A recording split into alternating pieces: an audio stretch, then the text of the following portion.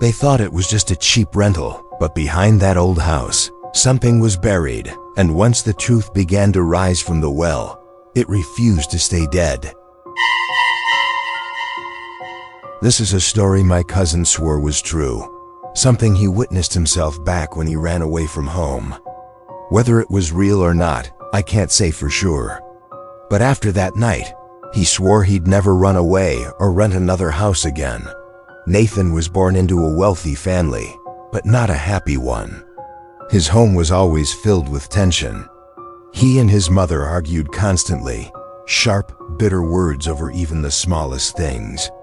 His father was always away on business, leaving just Nathan, his mother, and his younger brother Sam. Every conversation between Nathan and his mother ended in shouting. Eventually, the resentment piled up so much that Nathan decided he couldn't take it anymore. He would move out, live on his own, away from her. Nathan's best friend Henry had been with him since middle school. Henry lived in the school dorm, but when Nathan told him his plan to rent a house and live freely, no curfews, no arguments, Henry eagerly agreed.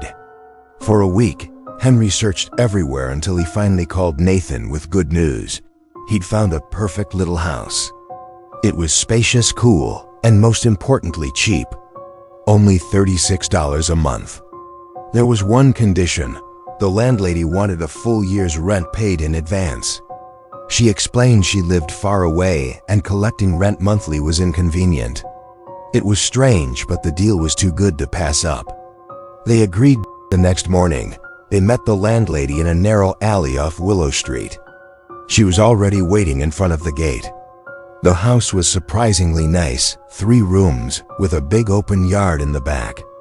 There was even a small crumbling storage shed beyond the garden. Nathan didn't pay much attention to it. He figured he'd never use it anyway. After signing the contract and paying, the woman handed them 2 keys, one for the house, one for the front gate, and left. They spent the rest of the day cleaning and arranging furniture. By nightfall, everything was finally in place. Henry went to shower out back, and that's when he noticed something odd. Beside the old storage shed was a small mound covered with dried banana leaves. Neither of them had noticed it earlier in the day. Henry mentioned it to Nathan, but since it was already dark and the backyard had no lights, they decided to check it out in the morning. When the sun rose, curiosity got the better of them. Together they went out back and cleared the banana leaves. Beneath the mound was something unexpected, a well. Its mouth had been sealed with a large flat stone. With great effort, the two managed to roll the stone aside. Beneath it, water shimmered crystal clear in the sunlight. Not dry or dirty, clean, pure, as if untouched for years. Why would anyone cover this up? Henry wondered aloud. The thought of free water appealed to him, so he decided they'd use the well instead of paying for tap water. That evening, Henry brought home a bucket and a thick rope. By the time he started drawing water, it was already past 5 and the sky was dimming. The water below no longer looked clear. It seemed darker, murky. He lowered the bucket. When he tried to pull it back up, it caught on something heavy. "Nathan, give me a hand," he shouted. Nathan grumbled as he came out. "Can't even draw a bucket of water properly?" Together, they pulled. The rope strained, but something below refused to let go. Then suddenly, snap! The bucket slipped loose, sending both of them stumbling backward. Henry cursed, upset at losing the bucket. Nathan, however, noticed something strange. The lower part of the rope, the section that had been submerged, was stained black. It smelled foul, metallic, fishy. He leaned over the well, trying to see what caused it, but it was too dark to make out anything clearly. Only that stench. Thick and nauseating. "Forget it," Nathan said. "We'll check in the morning. Let's cover it back up for now." They rolled the heavy stone back over the well. That night, neither of them had much appetite. Nathan couldn't get that smell out of his mind. Sometime after midnight, he woke to a faint from the back room. Henry was awake too, listening. The sound grew louder, scratching, dragging, echoing through the silence. "Grab a stick," Henry whispered. "Could be a thief." They crept through the house. The sound wasn't coming from the front, it was coming from the back. When they reached the kitchen, the noise stopped. Henry peeked through the narrow window toward the yard. The moon lit everything silver, the trees, the shed, the well. Nothing moved.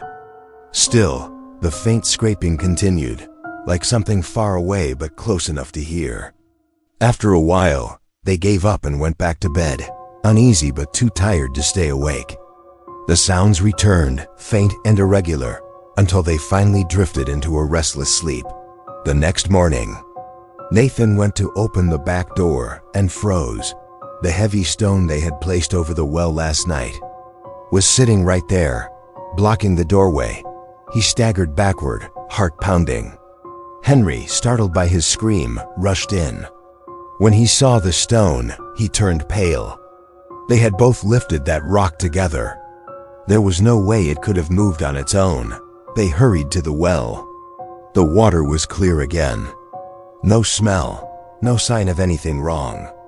"This doesn't make sense," Henry said, shaking his head. Nathan whispered, "Last night it stank like death. The rope was filthy. How can it be clean now?" They decided to stay up that night and watch. No more guessing. Midnight. The house was silent except for the buzz of mosquitoes. Both crouched by the kitchen window, eyes fixed on the well under the moonlight. Nothing. 1 a.m. Nothing. 2 a.m. Nathan was about to give up when he saw movement. A shadow, small and indistinct, by the side of the shed. It seemed to wave. "Someone's there," Nathan hissed. They grabbed wooden sticks and rushed out, only to find a few banana leaves fluttering in the wind. Nathan exhaled in relief, until he turned and saw the well. Long wet streaks of water ran down its stone walls and across the dirt. The smell hit them immediately. Rot, sludge, something dead. The trail led from the well all the way to the shed, and stopped at the door. There were deep claw marks on the wood, and the handle was wet. Nathan knelt, trying to peek under the door. A pool of dark water glistened beneath the gap, thick and slow, as if it were flowing out from inside. "See that?" he whispered. Henry bent down beside him and blinked. The floor was dry. "Dusty, no water at all. There's nothing there," Henry said. "You're seeing things." Nathan looked again, and sure enough, the water was gone. He shivered. Was it just his imagination? "Let's break the lock," he said suddenly. "We need to see what's inside." Henry's face hardened. "No, the landlady didn't give us the key. It's not part of the contract. If we force it open, it's trespassing or worse." Nathan snapped. "And what about the water? The claw marks? You think that's normal?" Henry didn't answer. He turned and went back inside, leaving Nathan standing there, staring at the shed. The truth was, Henry was terrified. Something about that old, rusted shed filled him with a dread he couldn't explain.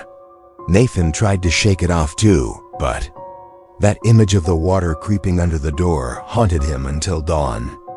By morning, they both pretended nothing happened. They checked the well again. Dry ground, clean water, no smell. Maybe they were just tired, they told themselves. Henry left for class. Nathan went to the internet cafe to sell computer parts online.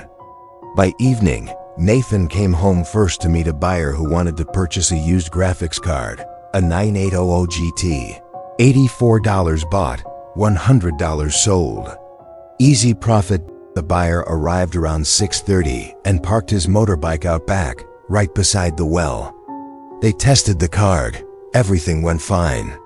As the buyer got on his bike to leave, he suddenly screamed and leapt off. Nathan froze. The man's right hand, the one on the throttle, was covered in black mud and slimy water. On the ground, wet tracks stretched from the well to the shed door again, ending in deep gouges across the wooden surface. The buyer turned on Nathan, furious. "What the hell, man? Who messed with my bike? This is disgusting. You think this is funny? You ruin people's stuff like this. Who's gonna buy from you again? Nathan stammered an apology, forcing a shaky smile. I'm so sorry. Probably some kids playing around. I didn't mean for this to happen. Please let it go. When the man finally drove off, Nathan rushed through the house, checking every room. Empty, silent. Henry wasn't home yet. If it wasn't Henry, and it wasn't kids, then who or what had done it? For the first time in his life, Nathan, the one who never believed in ghosts, couldn't find another explanation. From outside, the sound of a motorbike echoed through the yard. Henry had just come home from school. As he stepped into the house, he grinned and called out cheerfully, "Hey, so, did you manage to sell that graphics card yet?" Nathan didn't answer. He sat silently, lost in thought. If it had been Henry, who met that strange man earlier, he would have done the same thing, Nathan thought. Knowing his best friend's personality all too well, Henry didn't press further. He quietly walked to the back of the house to take a shower. It began to drizzle outside. As Henry stood under the cold stream of water, a chill ran through him. Halfway through washing his hair, he suddenly heard it, a dull, thudding knock mixed in with the sound of rain. Henry called out loudly, "Nathan, that you? What's going on?" No reply. He quickly wiped the soap from his face and glanced toward the back door. It was shut tight, but the sound, that knocking, seemed to come not from there, but from the yard. More precisely, from the direction of the storage shed. There was no other door in the back except that one dot as he leaned closer to the window. Trying to see through the rain, he suddenly let out a strangled scream and fell backward, spilling the bucket of water beside him. Nathan rushed in from the front, startled. Seeing his friend naked on the wet floor, flailing around, Nathan burst out laughing. "What's this, huh? Practicing for a strip show?" But the laughter froze on his lips. Heavy, hollow pounding echoed through the house, louder than the rain, sharp and urgent. The two stood frozen. Apart from their own ragged breathing and the downpour hammering the roof, the world fell silent. After a few tense moments, the soap burning his skin became unbearable. Henry got up and rinsed himself off, while Nathan crept toward the back door and peered through the narrow crack. The rain was coming down harder now. Nothing seemed out of place, except for the banana trees near the shed, their leaves thrashing wildly in the wind as if waving at him, beckoning. When Nathan turned back, Henry was already dressed, though the panic still hadn't left his face. He grabbed Nathan's arm and whispered, trembling, "The well. There's someone in the well." Nathan frowned. "What are you talking about? How can you be sure? What did you see?" Henry gulped down a glass of water, then said shakily, "When I heard the knocking, I wiped the soap off and looked through the window. I saw it. I swear I saw it." Nathan snapped. "Saw what?" Henry's voice quivered. "A woman. In a nightgown. She was climbing up from the well, crawling right out of it." That night, Nathan couldn't sleep. The air was cool from the rain, but his mind was burning. The image Henry described replayed over and over. By morning, Nathan made up his mind. "Let's borrow my uncle's camcorder. We'll record everything tonight. I can't live like this, jumpy every night." Henry hesitated but agreed, his voice still trembling at the thought of reliving what he saw. That afternoon, Nathan borrowed the family camcorder, an old device that could record up to 8 hours. He set it on the back window, its lens pointing directly toward the shed and the well. Meanwhile, Henry bought a light bulb and strung up a cable to hang it above the shed for better lighting. At exactly 5 p.m., Nathan pressed record. That was when strange things always seemed to start. They sat in the living room, eating dinner, pretending nothing was wrong. The plan was simple. The camera would run until about 1 a.m., when the memory card would be full. Nathan set an alarm for that time. For the first time since they'd moved in, the night passed peacefully. No knocks, no whispers, just rain. The alarm shrieked at 1 a.m. Nathan groaned, stretched, then shook Henry awake. Come on, time to copy the footage. Both shuffled sleepily to the back of the house. Nathan removed the memory card, scanned the yard once more, nothing, then brought it to the computer in the front room. After transferring and erasing the footage, they reinserted the card and set the camera rolling again. But Nathan hesitated. Hey, let's check what we got, yeah? Just a peek. Henry frowned, uneasy. He hated horror stuff, especially real ones. But the thought of sleeping alone made him agree. Fine, let's just watch a bit. They fast-forwarded through the footage. Everything looked normal until almost the very end. Then Henry froze. Wait, go back. Did you see that? Nathan rewound. Under the dim yellow glow of the bulb, at the far edge of the frame, something moved. A pale hand. It reached up from the mouth of the well, fingers curling tightly over the rim, clawing for grip, as if trying to pull itself out, right before the recording ended. Nathan's heart stopped. What the hell was that? He replayed it. But now the final seconds were gone, blurred, smeared with static. The image had vanished. He tried again. The same result. Henry whispered, "This is messed up, man. I'm telling you, this house is haunted." Nathan snapped, "Bullshit. There's no such thing as ghosts." "Then how do you explain everything that's been happening? You think it's a coincidence?" Nathan rubbed his face. "Maybe we're just tired. Seeing things. It's our nerves messing with us. Forget it. I'm going to bed." He turned away, leaving Henry speechless in the dark. That night, Nathan dreamed of strange faces, unfamiliar yet hauntingly vivid. In his dream, people were laughing, talking, alive. Then suddenly, their laughter twisted into screams. The same faces turned on each other, eyes wide with rage. Blood splattered. Everywhere, someone lunged forward with an iron bar, right at Nathan. He froze. Couldn't move. Couldn't scream.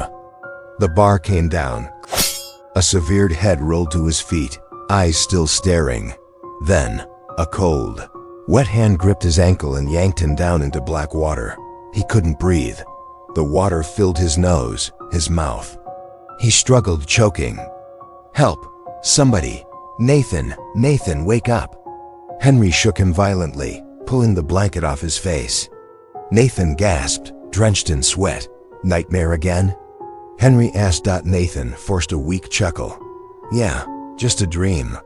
He got up to wash his face. Henry left for class.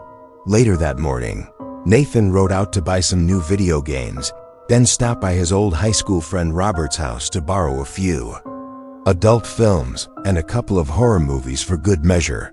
That evening, when Henry came home, he was holding a fluorescent tube. "What's that for?" Nathan asked. "Gonna put another light out back. It's too dark. Creeps me out every time I take a piss." Nathan smirked. "You're ridiculous." They ate dinner together.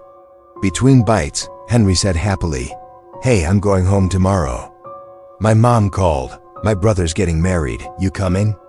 Nathan smiled. "Congrats to him, but nah, I've got stuff to do here. Say hi for me." After dinner, Henry installed the new light outside. That night, the rain came down hard. The wind battered the shutters like fists. They hurried to close every door and window before settling down to watch one of Nathan's new horror movies. "Come on," Nathan said, grinning. "Let's watch this one. Robert swears it's terrifying." Henry hesitated but joined. The storm raged outside as they huddled together in front of the flickering TV. Each time a jump scare hit, Henry covered his face while Nathan laughed at him. Neither noticed the wet footprints slowly approaching the front door. Heavy footsteps. Breathing. Closer. Then, the door opened slowly. Water dripped onto the floor.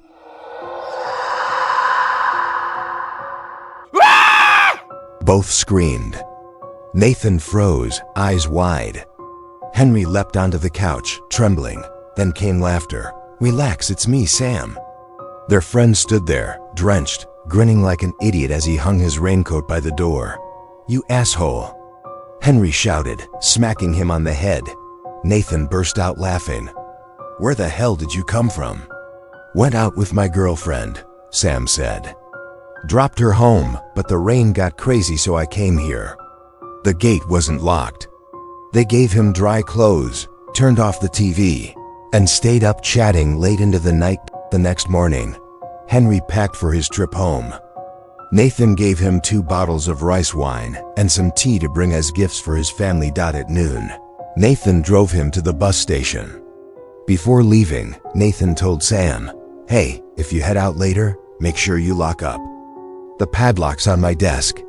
Once Henry's bus pulled away, Nathan rode off, only for his phone to ring. It was his mother. "Nathan, come home. I made your favorite crab noodle soup and lotus seed sweet soup." Smiling, he turned around and headed home. When he arrived, Sam was there watching TV. Nathan greeted him briefly before heading inside to eat. Later that afternoon, his mother urged him, "Come back home, son. I worry about you living alone." Nathan laughed it off. "I'm fine, Mom. I like being independent. I can take care of myself." By dusk, he was back at the rental house. The air felt strangely still. He showered, did some laundry, and spent the evening on his computer. 2 buyers came by to pick up items he'd listed. Easy money. The night was quiet. Too quiet. Nathan off the computer, lay down with a copy of Romance of the Three Kingdoms, and drifted to sleep. Thunder cracked. Nathan jolted awake. It was past 1 a.m. He got up, closed all the windows, latched the back door, and went back to bed. But moments later, he heard it. The back door was open again. Frowning, he went to shut it. Must have been the wind, he thought. Then, the unmistakable sound of someone wading through water right outside. Nathan froze. What the hell? There's no pond out there, only the well. He hesitated, then turned the switch for the fluorescent light. It flickered violently, then went out. He cursed under his breath and flipped on the yellow bulb instead. The dim, wavering glow barely lit the yard. Rain fell in soft sheets. Nathan scanned the darkness. Then, almost without realizing it, his eyes drifted toward the well.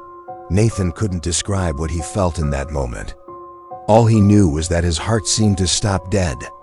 His throat tightened, his body froze, and then, driven by a terror so raw it seized his every muscle, Nathan dropped to the ground and backed away in panic. Maybe that movement was what snapped his heartbeat back into rhythm, because suddenly it was hammering, faster and faster, pounding like it would burst out of his chest. Cold sweat soaked him from head to toe. Nathan had never believed in the supernatural. Ghosts, spirits, those were just stories. But right then, all of that changed. He couldn't trust his own eyes. He rubbed them hard, pinched his arm until it hurt. No, this wasn't a dream. The pain was real. It was all real. From the old well outside, a hand pail and dripping clutched the stone rim, feeling its way, searching for a grip. The sound of sloshing water grew louder. Something was climbing up. Then it appeared. A grotesque, twisted figure, half human, half nightmare, slowly rose out of the darkness of the well. Nathan couldn't make out its face. The thing dragged itself over the edge, moving toward the old shed. But something was wrong, terribly wrong. It had no lower body. From the waist down, there was nothing. That crawled on its hands, hair-soaked and hanging wet clumps, dragging itself forward. Despite the pounding rain and howling wind, Nathan could hear it, the wet drip of water falling from that tangled black hair. The thing crept, inch by inch, toward the shed door. The shed stood outside, out of Nathan's line of sight from the kitchen window. He couldn't see what it was doing. Then came the sound, long scraping claws against wood. Again and again. The shrill grating noise froze Nathan completely. He didn't move. He couldn't. His eyes stayed locked on the darkness beyond the glass, wide and terrified. And then, everything went black. Nathan fainted. When he woke, cold rain was splattering against his face and clothes. He gasped and sat up, disoriented. He was lying next to the shed door. Goosebumps covered his body. My God, how did I get here? I was just by the kitchen. The rain poured harder, the wind howled. Then Nathan saw a trail of mud leading from the well to where he lay. Long drag marks smeared with wet dirt, stretching under the shed door. Muddy water seeped out from the gap at the bottom, forming tiny dark streams. Nathan didn't dare look again. He stumbled to his feet, legs shaking, and ran for the kitchen as fast as he could, tripping over himself in panic. He crashed through the back door, grabbed his motorcycle keys, and fumbled with the padlock, his trembling fingers slipping again and again before he finally managed to lock it. He jumped onto his bike and sped away into the storm. The time was 3:13. Nathan's mind was a blur. His heart wouldn't slow down. Every time he looked behind, he felt like something was chasing him. The road seemed endless. Rain and wind lashed at his face, stinging his eyes, blinding him. Then suddenly, a cat darted across the road. Nathan swerved and slammed the brakes. The tires slid on the slick pavement, and he hit the ground hard. Pain shot up his arm. Damn it, he hissed. But he was alive, just scratched up. He got up, dusted off, and gunned the engine, racing all the way home. When he finally reached the gate, he jumped off the bike, ran to the front door, and pounded on it like a madman. Mom, open the door. Mom, please open up. Moments later, lights flicked on inside. The front door creaked open. His mother rushed out, horrified at the sight of him, soaked through, shivering, eyes wild. Where on earth have you been, in this storm? She cried. Nathan didn't answer. He pushed past her, bolting straight to the bathroom. Even under the hot water, he couldn't stop shaking. The images kept flashing through his mind. The hand, the wet hair, that crawling body. It felt too real to be imagination. He splashed water on his face, trying to wash it away. From outside, his mother called, Nathan, what were you doing out there? You're soaked. You'll catch your death if you keep this up. Nathan answered quickly, trying to sound casual. I was drinking with the guys. Must have fallen asleep at their place. Woke up late and rode back. Guess the storm hit hard. I'll be fine, Mom, don't worry. He toweled off, walked upstairs, and took the cup of jasmine tea his mother handed him. The warm scent calmed him a little. He took a deep breath, sipped slowly, and felt his body begin to relax. Finally, he lay down on his bed. Safe, home. Sleep came fast. Outside, rain kept falling. Morning brought a sense of peace. Home felt normal again, bright, quiet, safe. Last night felt like a fever dream. Nathan kept wondering if he should tell someone, maybe Sam or Henry, but they'd probably just laugh. He decided to wait until Henry came back. Then they'd figure it out. That day, Nathan stayed home, not going anywhere. Sam noticed and asked, Hey bro, you're not heading out today? You came home super late last night. What happened? Nathan, lounging on the couch watching TV, replied lazily, I told you I was drinking. Got home late. The rental house was dead quiet, so I figured I'd crash here a few days till Henry gets back. Later that evening, Sam was getting ready to go out with his girlfriend. Hey, can I borrow your Windows disk? Need to reinstall my laptop, he asked. Nathan tossed him the apartment key. It's in the drawer by the desk. Grab it when you're there. That night, after dropping his girlfriend off, Sam drove to Nathan's rented house. As soon as he opened the door, a foul, fishy odor hit him like a wall. He grimaced. What the hell? This guy lives like a pig. The floor was smeared with muddy footprints and streaks of water. Muttering to himself, Sam grabbed a rag and started wiping up the mess. When he finished, he went to the desk to find the disc. He pulled open drawers, rummaging around. Where did he say he left it? Damn it, he called Nathan. Hey bro, where's that disc? I can't find it anywhere. Nathan's voice came through, half annoyed. I told you, it's in the drawer. Look again. I know where I keep my stuff, okay? Stop whining and check properly. Sam sighed and dug deeper. Finally found it, wedged between two cases. Gotcha, he muttered. He started putting everything back when a sharp, hollow sound came from the back. Sam frowned. What the? He went to the kitchen. The knocking stopped. He opened the back door. Nothing. Rain, darkness, silence. He was about to turn back when it started again. But this time, it wasn't coming from inside, it was from outside. Sam strained to listen. The knocks grew louder, then turned into scratching, high, screeching, metallic. He followed the sound to the backyard. The lights were out. Both bulbs had burned out. He used his phone's flashlight, sweeping the beam over the muddy yard. The sound was coming from the shed. Probably a cat stuck inside, he thought. He went closer.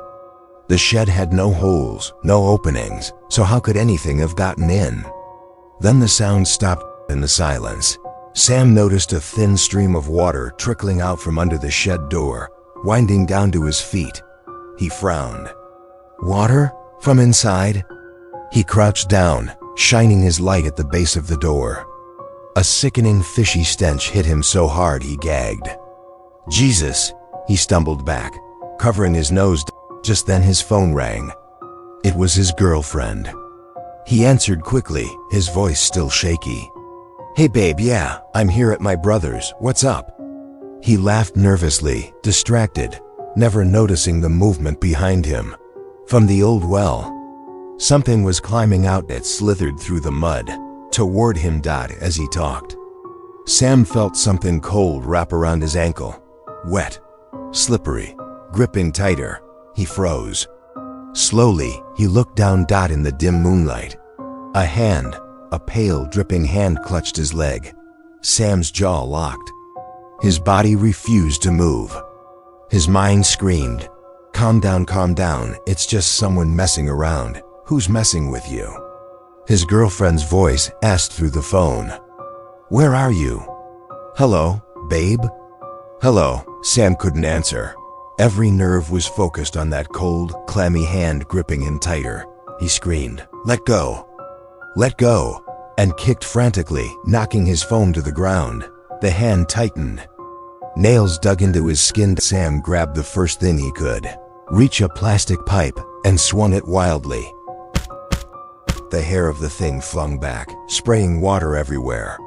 With one final desperate blow, Sam broke free, stumbled up, and ran, screaming, help!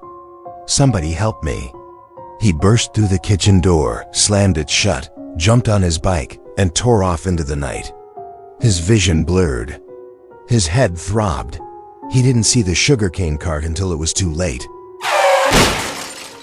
Hey, you crazy boy! The vendor shouted. Look what you did, my cart's wrecked. You're paying for this. Sam blinked, disoriented. People were gathering. I'm sorry, I'll pay. Just how much? $28.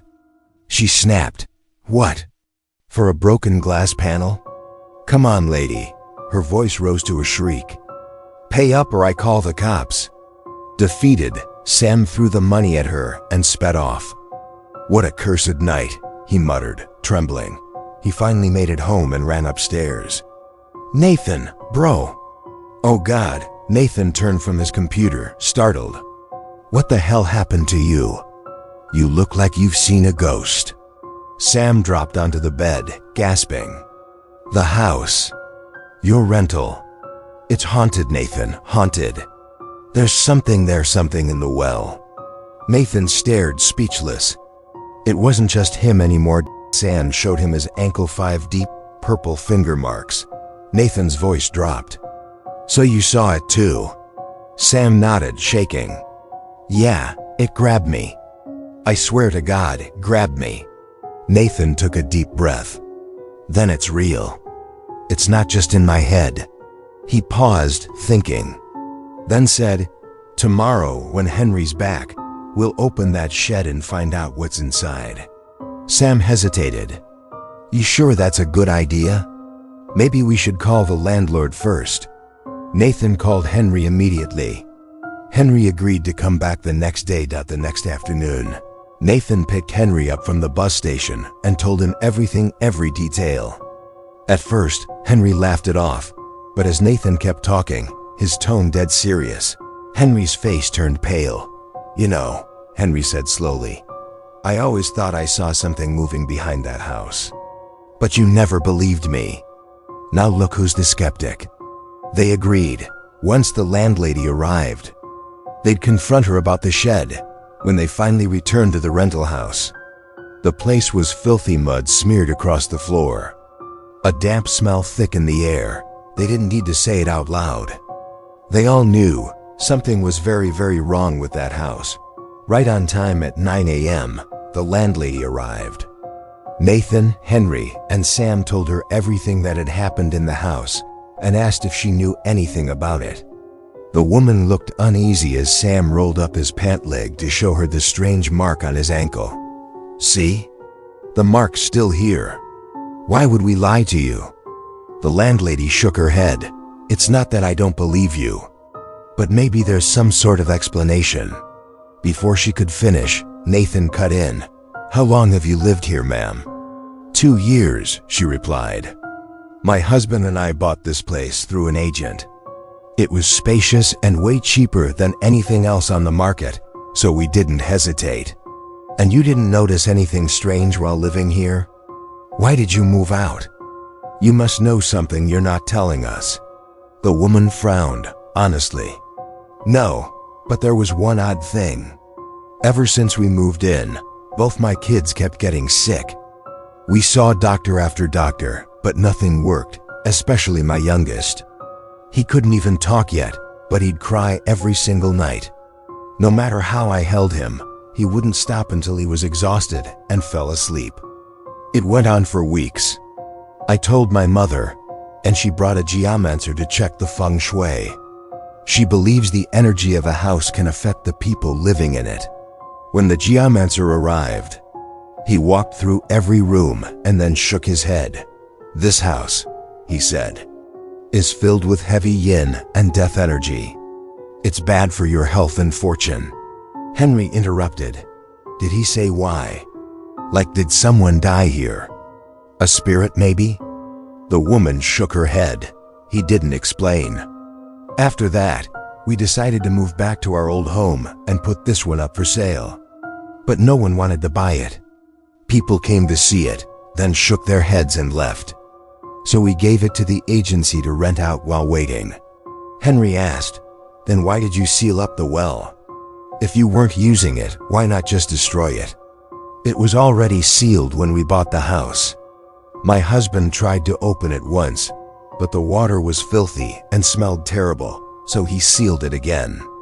We meant to demolish it, but moved out before we could. Oh, and there was another weird thing. Everyone who rented this place before you left within days. A week, maybe a month tops, then they'd just vanish, forfeiting their deposit. I never knew why. But hearing what you've said, she trailed off, pale and uneasy. After a tense silence, Nathan suggested they open the old storage room to see what was inside. The landlady agreed. She didn't want any lingering secrets in this cursed house. The four of them walked to the shed. When she swung the door open, a cloud of dust exploded into their faces, making everyone cough. Sam waved his hand, grimacing. God, it's filthy. You didn't clean this when you moved in? We barely had time to move furniture, she said. Never got around to cleaning it. Inside, there wasn't much, just cobwebs thick as curtains, a muddy floor sticky with grime, and puddles of fresh wet soil that glistened under the light. Too fresh. Too recent. The landlady's expression froze. What the boys said was true. Nathan scanned the room, his eyes catching on something in the corner, a rusty hoe. He picked it up. Sam leaned closer and noticed brown stains along the handle, stains that looked disturbingly like dried blood. Nathan held it up in front of the landlady. The four of them exchanged a wordless, dreadful look. Henry walked toward the back wall and saw something dark splatters, dried and brown, trailing behind an old table. "Hey, come here." They pulled the table aside and screamed. A human leg, half rotted, jutted out from the wall. The stench hit them like a wave. The landlady shrieked and collapsed, trembling. Nathan, Henry, and Sam recoiled, gagging. The corpse was in an advanced state of decay, skin peeling, flesh torn, maggots crawling. Henry fumbled for his phone and called the police. The landlady, shaking, called her husband and begged him to come home immediately. They waited outside in the yard until the sirens arrived. 30 minutes later, officers cordoned off the scene. When forensic teams pulled out the remains, everyone gasped. The corpse had no upper body. It had been cut in half. The neighbors crowded around, whispering and crossing themselves. After an initial inspection, the coroner announced, "This body's about 3 years old." Nathan then mentioned the sealed well and described everything they'd seen. The police decided to check it out. They removed the cover, and instead of water, the well was filled with thick, black mud. When they dredged it, they found the upper half of the same body. It was a young woman, about 26 or 28. Forensics confirmed she'd been killed before being dismembered. As evidence was gathered and the remains taken away, the landlady turned to the three young men, tearfully apologizing. "I swear I didn't know. I'm so sorry you had to be part of this." They believed her. She couldn't have known. The case was now in police hands. Soon, the story hit the newspapers, and then the truth came out. It happened 3 years ago on a stormy night. The power went out. Hannah, the lady of the house, fumbled for candles, muttering, "Weird. It's not even storm season." Thunder rattled the windows. She worried for her vegetable patch in the back garden. She'd spent weeks tending it. Grabbing a large sheet of nylon, she ran outside. Her feet slipped in the wet mud.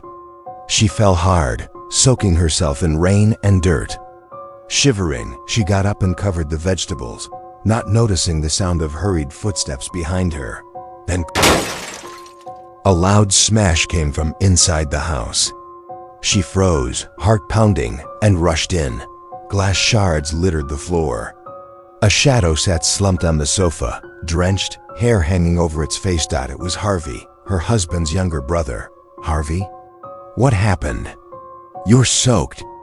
But as she drew closer, she felt a chill. His face was pale, lips trembling, eyes bloodshot and wild. He was barefoot, shaking uncontrollably. They chased me." He stammered. "Who did? Are you hurt?" He gulped, voice breaking. I stabbed one of them. They came after me." Panicked, Hannah grabbed her phone to call her husband, but Harvey lunged forward, slapping it out of her hand. The look in his eyes terrified her. "Who were you calling?" He snapped. "Your brother." She stammered. "Just your brother." He froze, then sat down, trembling. She called her husband again when Harvey finally calmed a bit. Moments later, the bathroom door slammed shut behind Harvey. Then came the sounds: water splashing, fists pounding the wall, and a blood-curdling scream. Hannah froze in place. Before she could move, the front gate creaked open. Her husband Howard had come home. When he entered, soaked from the rain, he frowned. "Why are you covered in mud?" She quickly explained and told him about Harvey's strange behavior. Inside, they found Harvey sitting on the couch, smoking nervously and whispering into his phone. The second he saw them, he ended the call and yanked out the battery. Howard watched silently but said nothing. Hannah went to shower, leaving the brothers alone. Howard sat beside him. "What's going on, Harvey? Tell me the truth." Harvey's hands shook. He lit another cigarette, tears forming. Then suddenly, He broke down, grabbing his brother's hand, falling to his knees. "I killed someone. I didn't mean to." Howard froze. He couldn't believe what he was hearing. "Who? What are you saying?" "Lily, my girlfriend. We argued. I pushed her. She fell down the stairs. I swear it was an accident. She looked at me once, and then she stopped breathing. I didn't mean to. I didn't mean to." Howard stared at him, mind spinning. His voice trembled. Where's the body?" Without a word, Harvey led him outside into the backyard. There, under a large tarp, lay a sack. When Howard opened it, he recoiled in horror. Inside was a woman's severed head, Lily's pale face. Eyes frozen wide open, streaks of dried blood running from her lids. Howard's spine turned to ice. "What did you do? Help me, please. What do we do now?" Howard's breath came fast. "We bury her, now." In the pouring rain, they dragged the body to the shed. Howard grabbed a shovel, dug a deep hole in the soft mud, and lowered the remains in. He covered it with dirt, vowing to cement it the next morning. When it was done, they sat silently on the wet floor. Howard's heart pounded. He knew this was wrong, but what else could he do? He couldn't let his little brother go to prison. Harvey sat there, hugging his knees, sobbing. "Do you think they'll find out?" "I'm scared." Howard patted his shoulder. "Just stay quiet. We'll pretend nothing happened." Outside, thunder cracked again, echoing across the yard. The storm raged on, and the house began its long, haunted silence. The next morning, after Howard had gone to work, Hannah busied herself cleaning the house. She noticed the stack of old chairs and tables they hadn't used yet. Wanting to make the place feel more spacious, she decided to move them into the storage room. As she bent down to lift a chair, her foot caught on something hard. She tripped and fell heavily to the floor. Grimacing in pain, she pushed herself up and glanced back to see what she had stumbled over, and froze. A human arm was reaching out toward her from beneath the furniture. Her heart nearly stopped. What the hell is this?" she whispered, her voice trembling. She jerked back, brushing the arm aside in panic, but curiosity clawed at her fear. Taking a shaky breath, Hannah crouched down and peered beneath the cabinet. Her chest tightened, heartbeat drumming violently in her ears. Cold sweat streaming down her temples. What she saw next was beyond comprehension. From the dark gap beneath the cabinet, a pair of wide, glassy eyes stared straight back at her. Hannah gasped, stumbling backward until her legs gave out. She clamped both hands over her mouth to keep from screaming. Her mind went blank. The body. It was a woman's corpse, half buried in the damp earth under the floor. The skin looked fresh. This person hadn't been dead for long. But who could have done this? Hannah's mind spun wildly. She replayed the events of last night, Harvey's strange behavior, her husband Howard's nervous silence. After dinner, she remembered, both men had gone to the backyard to change clothes. She hadn't thought much of it then. But now, it all made terrible sense. Her hands trembled as realization dawned. Her husband and Harvey, they must have been involved. Howard had kept everything from her. Rage surged through her chest. Hannah grabbed her phone and called Howard. When he answered, she said coldly, "I know everything. Everything you did last night." Howard froze on the other end, panic creeping into his voice. How could she know? He and Harvey had buried Lily's body deep underground, so deep that no one could ever find it. How could it have surfaced again? Unless someone had dug it up? He shook his head, trying to stay calm. "Hannah, listen to me, don't panic. I'll explain everything." "Explain?" "You killed her," she screamed. "You have to turn yourselves in. This is murder, Howard, murder." Howard tried desperately to calm her, pleading for her not to call the police. But Hannah wouldn't listen. "If you don't go to the police, I will." she cried.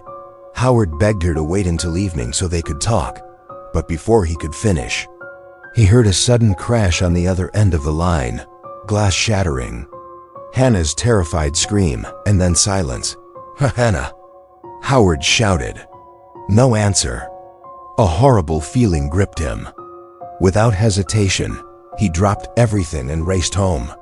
Hannah lay motionless on the floor. Standing over her, clutching a blood-stained wooden club, was Harvey. He had struck her again and again. He couldn't let her expose him. He couldn't let anyone know what he had done. Fear no longer existed in him. Only survival. The gate outside slammed open. Harvey's head jerked toward the sound. It was Howard. Howard rushed inside, and his eyes fell on his wife's lifeless body. Then on Harvey. What the hell did you do? He shouted. Harvey snapped, eyes wild. Don't push me. She deserved it. You both forced me. Howard lunged toward him but stopped. Hannah was still breathing, barely. He dropped to his knees, cradling her head.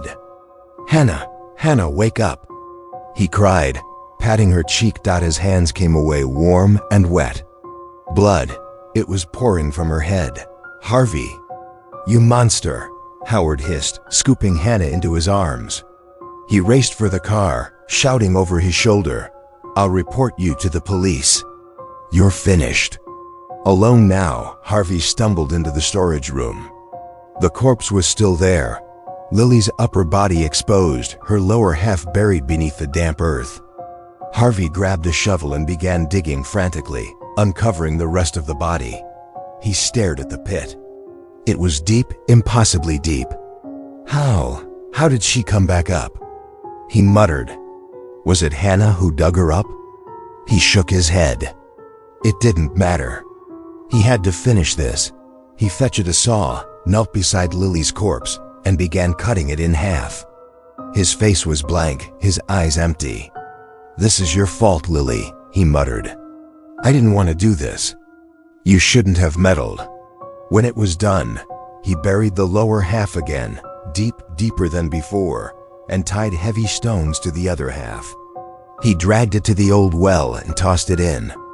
The splash echoed into the darkness. Then he sealed the well with dirt and bricks. Satisfied, Harvey wiped the sweat from his brow, made a quick phone call, and walked back into the house as if nothing had happened. At 12:13 p.m., his phone rang. Harvey answered and smiled. News had come. Howard and Hannah were in a car accident on their way to the hospital. Harvey locked the door behind him and left. Months later, the house was put up for sale. But every new owner left after only a short time. None could explain why. When investigators reopened the case, they discovered the truth. Harvey was the killer. Tracking him down was difficult. He had fled all the way to Mexico. He was later exposed as a drug trafficker. Lily had discovered his secret and tried to stop him. In a fit of rage, Harvey murdered her and staged everything to look like an accident. Howard lost his mind after the crash and was confined to a psychiatric ward. Hannah, according to rumors, emigrated abroad, but no one ever heard from her again. All of it, every death, every haunting, stemmed from Harvey's greed. When the truth finally came to light, Henry decided to move out. The owners, relieved that the nightmare was over, planned to rebuild the house from scratch. They hired workers to demolish everything: the house, the yard, and even the old storage room. As they tore down the fourth wall of the shed, one worker's hammer struck something hollow. A crack split the wall, then a body fell out. The police closed the case. The killer was caught. But the locals say, on rainy nights you can still hear knocking from the shed. Was it just guilt echoing through the house? Or something still trapped there?